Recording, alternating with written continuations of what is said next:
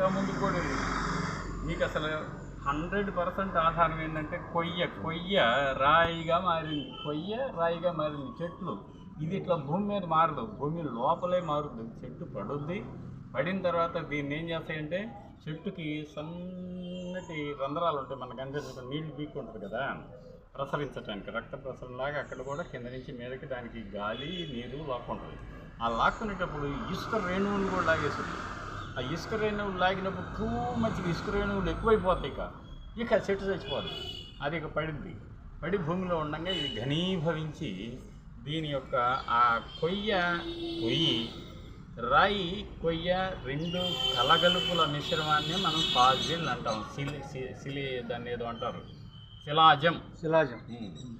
శిలా నుంచి పుట్టింది శిలాజం అని కదా. కొయ్య ఏమైంది, శిలగా మారింది. ఇది ఎప్పటిదనుకుంటున్నారు, చాలా పాతది. దాని అర్థం ఇక్కడ అప్పట్లో ఈ జీవావరణంలో చెట్లు ఉండేయని, ఆ చెట్లు కూలిపోయి లోపల ఇది ఒక చరిత్రగా చాలా ఇంపార్టెంట్.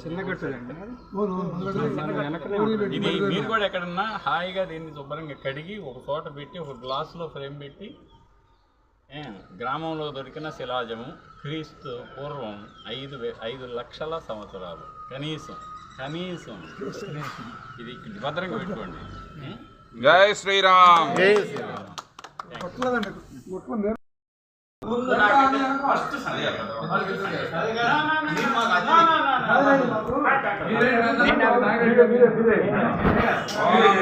మీరు తప్పుకోండి అంటాం.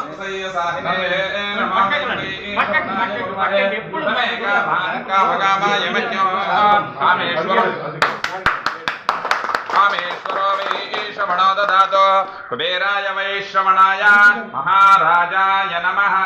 నిరంతరం ధర్మాచరణ సిద్ధిరస్తు, అఖండైశ్వర్యాభివృద్ధిరస్తు. అఖిలాండ కోటి బ్రహ్మాండ నాయకస్య ఆదిమధ్యాంతరహితస్య జగత్కుటుంబిని సమేత శ్రీరామలింగేశ్వర స్వామి దివ్యానుగ్రహ సిద్ధిరస్తు. ఆచంద్రార్కం వంశాభివృద్ధిరస్తు. మహదైశ్వర్యాభివృద్ధిరస్తు.